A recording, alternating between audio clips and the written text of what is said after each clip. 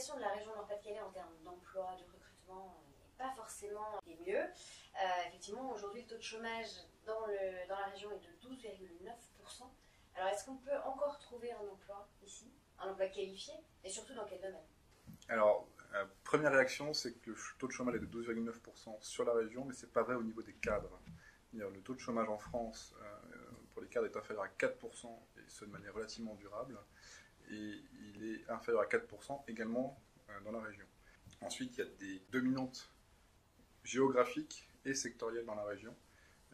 Et si on balaye la région d'ouest en est, donc sur la côte, on aura un pôle halieutique, la pêche, tous les métiers liés à la mer, la métropole lilloise qui va être très distribution, web, etc. Et le Valenciennois et on va dire l'ancien bassin minier, un pôle ferroviaire automobile, tout ce qui va être transport terrestre. C'est vrai que oui, dans le monde du web, du coup, c'est qu'il y a une réelle dynamique dans la région. On peut le voir au niveau de la formation, il y a très peu de formation sur la France entière en fait.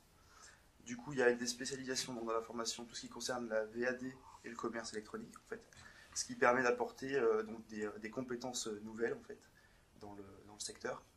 Également d'un point de vue marché donc, du travail, il y en a de plus en plus, que ce soit sur Roubaix, que ce soit donc sur Lille avec la technologie.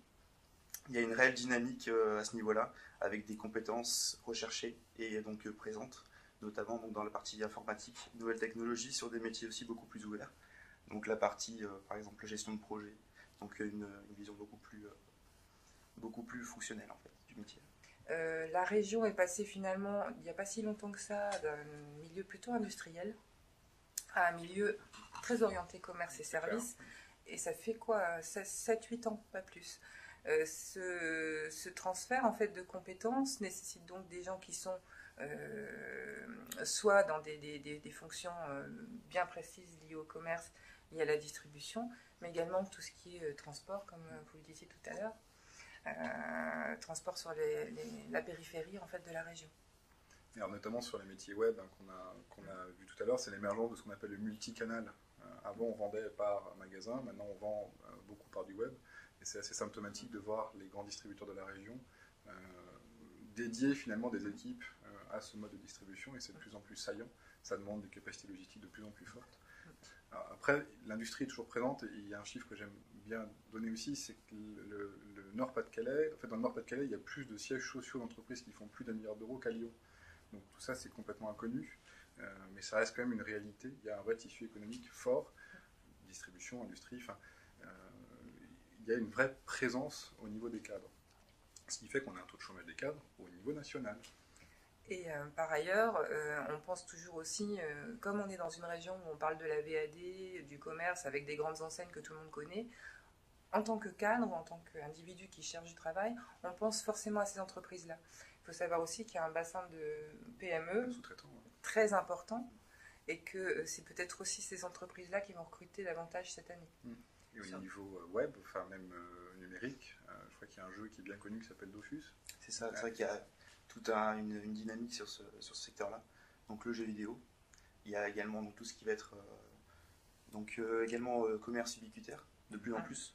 Et ce qui est intéressant, c'est de voir un peu le rapprochement aussi entre la grande distribution, on peut parler par exemple d'Auchan, qui expérimente beaucoup de choses en fait, avec donc des personnes qui sont dans le tissu économique local, des TPE, des PME, et il y a beaucoup de synergie, je trouve, en tout cas au niveau de la région à ce niveau-là. C'est vrai que l'innovation se fait beaucoup sur les secteurs traditionnels de la région, qui sont la distribution spécialisée. Du coup, c'est peut-être moins pharma, aéronautique, etc.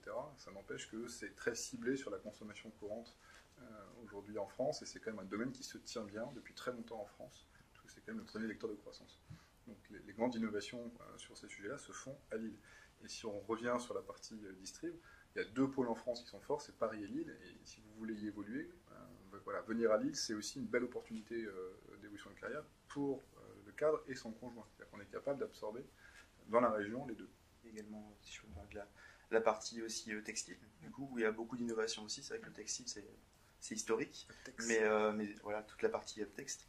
Et donc c'est un pôle de compétitivité. C'est vrai que j'ai entendu parler il n'y a pas longtemps donc, de la partie les tissus, par exemple, rafraîchissants, auto-rafraîchissants. Donc il y a vraiment une dynamique et il y a des compétences particulières qui sont à développer pour relancer le secteur en fait. Donc, finalement, les pôles de compétitivité, il y a également Mode et il y a également e-trans, amènent à recruter des gens très spécifiques en fait dans leur fonction. Un ferroviaire, aujourd'hui, il n'y a pas de problème d'emploi. Ce qui est intéressant, c'est que les pôles aussi cherchent à devenir européens. Donc, ils essaient de casser la logique purement nationale. Et de toute façon, c'est l'enjeu de demain, notamment sur le pôle e-trans, c'est d'avoir une dimension au moins européenne. L'agence ferroviaire européenne qui est à Valenciennes avait pour ambition de demain établir les futurs standards du réseau rail européen. Donc c'est la région qui est leader sur ce sujet-là. Sur le pôle textile, je crois que c'est la région qui avait initié la refonte globale du patronage. Revenons aussi quand même sur ce multimodal qui est en train de se développer. Le nord de la France est quand même très bien placé d'un point de vue logistique. On a déjà une plateforme, la première plateforme multimodale d'Europe qui est saturée. On va en faire une deuxième sur le canal Seine-Nord avec pour objectif de donner la distribution et à la grande distribution des capacités de croissance. Pour les personnes qui aiment bien le business, c'est quand même un secteur d'activité qui aujourd'hui est parti à l'international. Donc Christine Lagarde aime bien dire qu'elle veut de l'export. Aujourd'hui, la distribution, la sphère mulier, c'est quand même un vecteur phénoménal d'export par l'implantation dans différents pays. Donc pour toute personne qui chercherait une croissance à l'export, il y a aussi des belles opportunités à trouver sur ces sujets-là. C'est que la région s'y prête d'autant plus que le côté formation aussi. Il y a quand même, je crois que c'est la 3e région de France, justement en termes de campus d'élèves. Ouais. Et c'est vrai qu'il y a un vivier, encore une fois, avec toutes les spécialités en fait, du domaine, ce qui permet donc dès le départ d'avoir un vivier justement de candidats, de personnes donc, qui pourront travailler dans tous ces domaines-là, pour la formation continue également. Donc il y a vraiment une énergie et un potentiel fort. C'est 120 000 étudiants, le pôle lillois. Ouais. Moi, je pense que, sincèrement, pour bien démarrer une bonne recherche d'emploi, que je sois cadre ou que je ne sois pas cadre, je dois aller m'inspirer de ce qu'on trouve sur le web, notamment sur des sites de diffuseurs d'offres d'emploi, et regarder dans ma spécialité ce qu'attendent les entreprises de la région. Là, on vous a donné un aperçu. Donc, l'idée, c'est d'aller regarder les contenus des annonces, des offres d'emploi, faire de la recherche sur le web pour repérer ces entreprises qui ne sont pas forcément des grandes, comme je l'ai dit tout à l'heure. Et en fonction de ça, m'imprégner en fait des besoins des recruteurs pour pouvoir me positionner ma valeur ajoutée par rapport à ces besoins. Ça, c'est la première démarche à faire. Il n'y a pas que les offres, il y a aussi les contacts de réseau qu'on peut faire et qui viennent enrichir ces éléments-là. C'est vrai que du coup, la notion de proactivité et le fait de s'intéresser de près justement en fait au métier, donc s'insérer plus ou moins dans la communauté en fait, dans le domaine d'expertise dans lequel on est. Le but, c'est plus d'être passif, d'être simplement en tant que d'avoir un regard en fait sur les offres et les consulter une fois toutes les semaines au Pôle emploi. Non. L'idée, c'est plus, voilà, on est actif. On va donc aller chercher les offres sur Internet. On fait en sorte de pouvoir les suivre donc, sur les réseaux sociaux, etc. pour être le plus captif possible.